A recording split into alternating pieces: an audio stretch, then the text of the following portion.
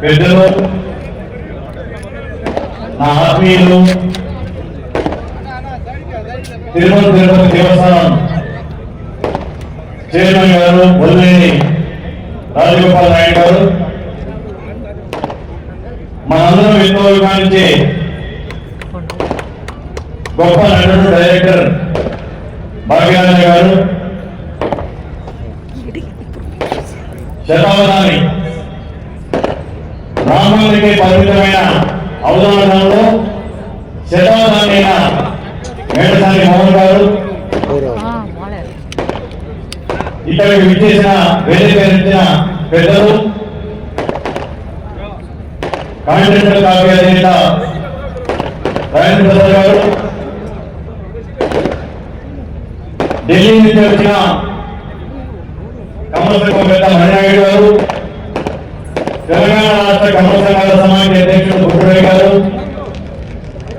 అలాగే ఆంధ్రప్రదేశ్ కమల సంఘాల అధ్యక్షుడు మండప్ గారు, బెంగళూరు నుంచి వచ్చిన మా పెద్దలు కబడ్డీ బాబు గారు, హరీష్ గారు, కనకరాజ్ గారు, ఈ యొక్క స్థలాన్ని మనకి ఎంతో అనుకూలమైన స్థలాన్ని ఇచ్చిన భాస్కర్ గారు, నోబెల్ హాస్పిటల్ భాస్కర్ గారు, టిఆర్ఎస్ కాలేజ్ అధినేత సుబ్రహ్మణ్యం గారు, పెద్దలందరూ కూడా పేరు పేరున మా యొక్క నమస్తలు. యూపీ నుంచి శ్రీకరణ్ గారి యూపీ కమల సంఘానికి అధ్యక్షుడిగా ఉన్న లండన్ నుంచి వచ్చిన శ్రీకరణ్ గారి యొక్క సత్యమణి సరోజలక్ష్మి గారికి, అలాగే అమెరికా దానా నుంచి వచ్చిన పవన్ గారికి, జితేంద్ర గారికి, ఇక్కడికి విచ్చేసిన తిరుపతి, తిరువనూరు, చెన్నై, నగరి, చిత్తూరు, తిరుపతి, పుత్తూరు, ఇక్కడ నుంచి వచ్చిన కమ్మ బంధువులందరూ కూడా నా యొక్క నమస్కారాలు. నేను ఒక చిన్న పద్యం చదువుతాను, మన కమ్మవారికి అన్వయించిన పద్యం. ఇక్కడ మేడస్వామి మోహన్ గారి ముందు నేను పద్యం చదవడం అనేది సాహసమే. ఇందు కలనందు లేడని సందేహం అవ్వదు, ఎన్నెన్నో పెట్టిన అన్నందు కలవారు మన కమ్మవారు. మన దేశంలో ప్రపంచవ్యాప్తంగా విస్తరించిన మన కమ్మవారు 2,10,00,000 మంది ఉంటారు. దానిలో 3వ వంతు 65 లక్షల మంది మన యొక్క తమిళనాడులో ఉన్నారు. అటువంటి కమ్మవారందరినీ ఒక వేదిక కావాలని కమ్మ అసోసియేషన్, కమ్మ సంఘాలు కొన్ని వందలు ఉన్నాయి ప్రపంచవ్యాప్తంగా.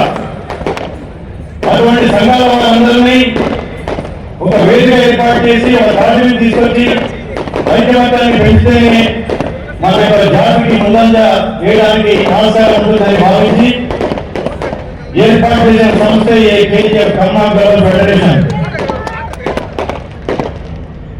వైష్ణవ సంప్రదాయాన్ని విషయార్థం చేసిన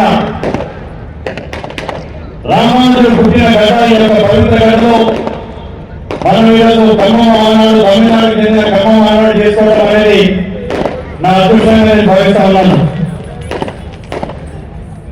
కమ్మవారు ప్రపంచంలో అన్ని వర్గాలని సమదృష్టితో చూసి తమతో పాటు చేతులు అందరికీ ఉంటూ తమతో పాటు అందరినీ హక్కులు చేసుకునే యొక్క గొప్ప సమాజం మన యొక్క కమ్మవారిది.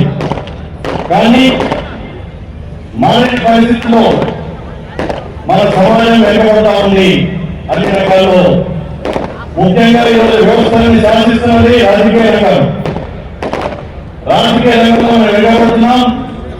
రాజకీయ పార్టీలు కావచ్చు, రాజకీయ నాయకులు కావచ్చు, మన కమ్మవారికి చెందిన వ్యాపారస్తుల దగ్గర నుంచి ధనాన్ని ఆశిస్తున్నారు.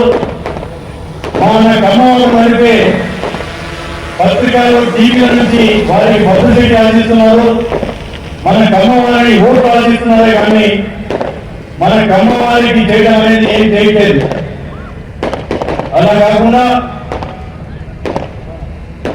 మన ఓట్లు మనం సమీకరించుకుందాం. రాజకీయాల్లో మన వారిని ముందంజలో ఉండడానికి మన ప్రయత్నం మనం చేద్దాం. ఒక మాట చెప్తాను, మనకి ఘనమైన చరిత్ర ఉంది. వర్తమానం పర్వాలేదు కానీ భవిష్యత్తు ప్రశాంతకరం. ఎంత ఘనమైన చరిత్ర ఉందో అంత ఘనంగా భవిష్యత్తు ఉండాలి. మన భావతరానికి అటువంటి భవిష్యత్తు కల్పించాలంటే కమ్మాలందరూ పునరేకీకరణ కావాల్సిన అవసరం ఉంది. మనందరం సంఘటితమైతే, మనందరం ఒకటే వేదిక మీద ఒకటే గొంతుతో గలమెత్తితే ఆకాశమే మనకు మనం సాధించేది లేదు. గత 3 నెలల నుంచి ఇక్కడ వివిధ ప్రాంతాల్లో మన కేసీఆర్ తరఫునందరూ కూడా ఎంతో కష్టపడటం జరిగింది. గ్రామాలు ఎన్నో జరిగింది. గ్రామంలో మన వారికి భ్రమలను బట్టి ఆనందం బట్టి స్వాగతించారు. అదే మన యొక్క కమ్మ అనే అభిమానంతో తీసిన వారందరికీ కూడా పేరు పేరు నమస్కారాలు, ధన్యవాదాలు. మనం అన్నదాతలం, పొలాన్ని నమ్ముకొని వ్యవసాయాన్ని పండించి నలుగురికి అన్నం పెట్టి అన్నదాతలం. అటువంటి అన్నదాతలం చదువుల కోసం, అభివృద్ధి కోసం గ్రామాల నుంచి పట్టణాలకు వచ్చాం. అక్కడ నుంచి ఇంకా అభివృద్ధి కోసం పట్టణాల నుంచి విదేశాలకి వెళ్ళాం. విదేశాల్లో కూడా ఎంతో సేవ చేస్తూ, విదేశాల్లో ఉన్న అక్కడ వారికి సేవ చేస్తూ అభివృద్ధిలోకి వచ్చాం. 2 సంవత్సరాల క్రితం కమ్మ గ్లోబల్ ఫెడరేషన్ అని స్థాపించి ఒక ప్రపంచ సంస్థ ఏర్పాటు చేస్తున్నాం. దానికి అద్భుతమైన స్పందన ఉంది. 32 దేశాల నుంచి కమ్మ ప్రతినిధులు అందరూ విచ్చేశారు. దానికి అలాగే భారతదేశంలో అన్ని రాష్ట్రాల నుంచి ప్రతినిధులు వచ్చారు. చాలా గొప్పగా సక్సెస్ అయింది. దానికి ప్రారంభించడానికి వచ్చిన తెలంగాణ రాష్ట్ర ముఖ్యమంత్రి ప్రారంభించి రేవంత్ రెడ్డి గారు, కమ్మ అంటే అమ్మ లాంటిది. అమ్మలాగైతే తన బిడ్డలని వారి ఆకలిని చూసి బిడ్డల భాగవతులను చూస్తుందో, ఈ కమ్మ వారు సమాజంలో ఉన్న అన్ని వర్గాల వారిని తన బిడ్డలాగా చూసి ఆదరిస్తారు, అర్పణ చేసుకుంటారని చెప్పడం జరిగింది. అది మన కమ్మవారి గొప్పతనం. రాజుగా రాజ్యాలు వెళ్ళాం. తమిళనాడులో ఉన్న మదురైని పరిపాలించిన తిరుమలరాయ గారు మన యొక్క కమ్మరాజు. అలాగే మదురైని పరిపాలించిన మంగమ్మ మన కమ్మ నా రాణి. అలాగే ఇప్పుడు మేడల మోహన్ గారు చెప్తున్నారు శివపుల గురించి, శాతవాహనం గురించి. ఇటువంటి ఎన్నో రాజ్యాలు వెళ్ళాం కానీ ఆ చరిత్రలో మిగిలిపోతూ ఉంది. ఈ మద్రాసు రాష్ట్రానికి మొట్టమొదటి ముఖ్యమంత్రి మన బొల్లిని మునిస్వామి నాయుడు గారు. అదే ఇంటి పేరుతో బిఆర్ నాయుడు గారు ఉన్నారు, వారి బంధువులు కూడా. మన వాళ్ళు ఎంత గొప్పవారంటే యుగ పురుషుడు నందమూరి తారక రామారావు గారిని, ఆయన ఒక బ్రాండ్, ఆయన మద్రాసు రాష్ట్రంలో ఉండి సినీ రంగంలో అభివృద్ధిలో వచ్చారు కాబట్టి ఆయన ముఖ్యమంత్రి అయిన తర్వాత మద్రాసు నగరానికి నీటి ఎద్దడి ఉంది, తగ్గడానికి వాళ్ళు ఇబ్బంది పడుతున్నారని తెలిసి దాతృత్వంతో గొప్ప మనసుతో తెలుగు గంగ ప్రాజెక్ట్ తీసుకొచ్చి మద్రాసు రాష్ట్రానికి నీళ్ళు ఇచ్చిన ఘనత మన కమ్మ వాళ్ళు యువ పురుషుడు స్వర్గీయ నందమూరి తారక రామారావు గారిని. ఈరోజు చూస్తా ఉన్నాం మనం, నీటి కోసం ఒక్కొక్క రాష్ట్రాల మధ్య యుద్ధాలు జరుగుతున్నాయి, కోర్టులో కేసులు వేసుకుంటున్నారు, ట్రిబ్యునల్స్ వెళ్తున్నారు. అటువంటిది ఆనాడు స్వర్గీయ రామారావు గారు తెలుగు కన్నడ ద్వారా మద్రాసుకి నీళ్ళు ఇస్తానంటే అప్పుడున్న రాజకీయ నాయకులు కూడా సమర్థించారు కానీ ఎవరు విభజించలేదు, వ్యతిరేకించలేదు. అటువంటి ఘనమైన చరిత్ర మనకు ఉంది. ఇక కోయంబత్తూరులో ఉన్న పారిశ్రామిక విప్లవాన్ని చూసుకుంటే అదంతా మన కమ్మవారి అంతా. జీవి నాయుడు గారు ఆయన ఎడిసన్ ఆఫ్ ఇండియా అనే బిరుదాంతుడు. ఈ మధ్య తమిళనాడులో పెద్ద ఫ్లైఓవర్కి జీవి నాయుడు గారి పేరు పెట్టుకోవడం జరిగింది. లక్ష్మీ మిల్స్ కావచ్చు, పిహెచ్డి గ్రూప్ కావచ్చు, ఇటువంటి ఎన్నో చెప్పుకుంటూ పోతే తమిళనాడులో ఉన్న మన పరిశ్రమవేత్తల యొక్క పరిశ్రమను చూసుకుంటే కనీసం 10 నిమిషాలు చెప్పాల్సి ఉంటుంది. నేను ఒకటే ఈ యొక్క వేదిక మీద, ఈ వేదిక ముందున్న వారికే కాకుండా పత్రికా మాధ్యమంగా చూస్తున్న వాళ్ళని కూడా చెప్పదలుచుకున్నాను. ప్రభుత్వాలు, ప్రభుత్వ రంగ సంస్థలు కల్పించిన ఉద్యోగాల కంటే మన కర్మలో కల్పించిన ఉద్యోగాలు ఎక్కువ. కొందరు తెలిసి తెలియ వాళ్ళు మాట్లాడుతుంటారు. ఖమ్మంలో పట్టణం గుప్పడంలో కానీ అన్నింటిలో వీళ్ళే పెద్దనం చేస్తుంటారని. మనం పట్టణం గుప్పడం కాదు, మనం 2,10,00,000 మంది ఉన్న భారతదేశంలో, 1.5% 140 కోట్ల భారతదేశంలో 1.5% ఉన్న 1.5% మంది తక్కువ కాదు. మరి ఇంకొక విషయం చెప్తున్నాం, ఇదే యొక్క వేదిక మీద నుంచి ఒక ఖమ్మవారు కనీసం 10 మందిని ప్రభావితం చేయగలరు, 10 మందిని దాంతో పాటు తీసుకెళ్ళగలరు. త్వరలో తమిళనాడులో శాసనసభ ఎలక్షన్స్ రాబోతా ఉన్నాయి. ఇక్కడ 60 లక్షల మంది అంటే తమిళనాడు రాష్ట్ర జనాభాలో 8% మంది మన యొక్క ఖమ్మవారు. కానీ మన ఖమ్మం ఎమ్మెల్యే ఎంతమంది ఉన్నారు అంటే 12 మంది. మన ఖమ్మం ఎంపీస్ 3 ఉన్నారు. ఈ తమిళనాడులో రాబోయే ఎలక్షన్స్ లో ఖమ్మంలో కాకుండా దాదాపు 3 కోట్ల మంది ఉన్న తెలుగు ప్రజలు కనుక నిర్ణయించుకుంటే రాబోయే తమిళనాడు ప్రభుత్వంలో ఎవరు ఉండాలి అనేది నిర్ణయించే సత్తా మన ఖమ్మం వారికి, తెలుగు వారికి ఉంది. దానిలో ప్రయత్నమే ఈ యొక్క శ్రీపరమందులో ఈ యొక్క మహానాడు ఏర్పాటు చేసుకోవడం జరిగింది. 30 మంది ఎమ్మెల్యేలు రాబోయే తమిళనాడు అసెంబ్లీలో మన ఖమ్మం ఉండాలి. ఈ యొక్క కేసీఆర్ అనేది ఏ రాజకీయ పార్టీకి అనుకూలం కాదు, ఏ రాజకీయ పార్టీకి వస్తాలు పడగలదు. ఈ యొక్క అన్ని రాజకీయ పార్టీలో అన్నిట్లో మనవాళ్ళు ఉండాలి, అన్నిట్లో ముందుండాలనేది ఈ కేసీఆర్ యొక్క సంకల్పం, కేసీఆర్ యొక్క లక్ష్యం. 30 మంది శాసనసభలో ఎమ్మెల్యేలు కావాలి.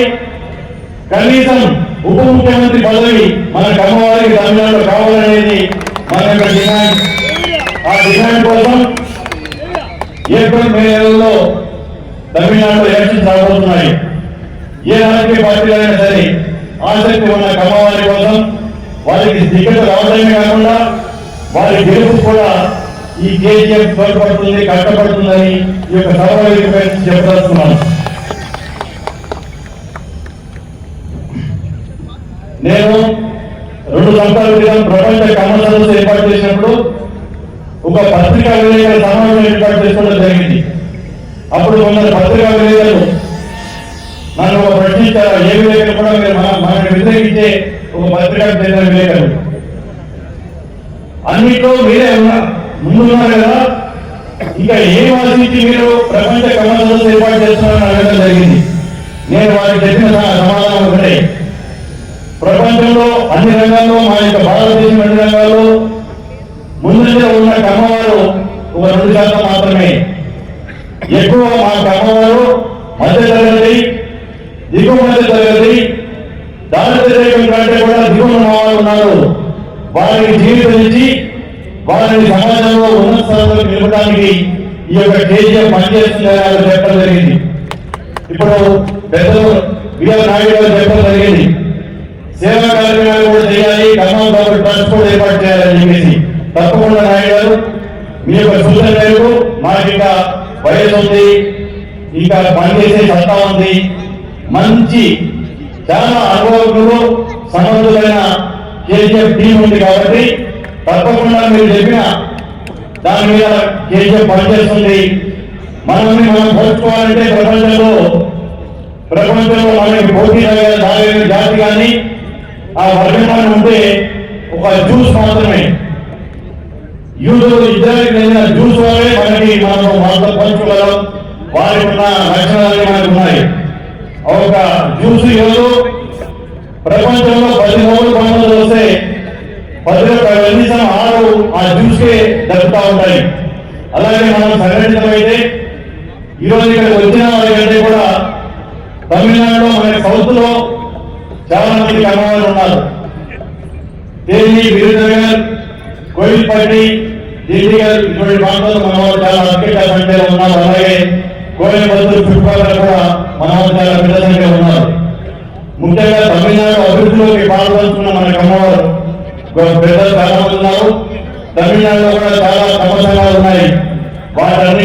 అఫిడేవిట్ చేసుకొని వారికి ఏమైనా చేయించి వారికి ఏమైనా ఇబ్బందులు ఉంటే కూడా నిలబడడానికి కేసీఆర్ కష్టంగా చెప్తున్నాను.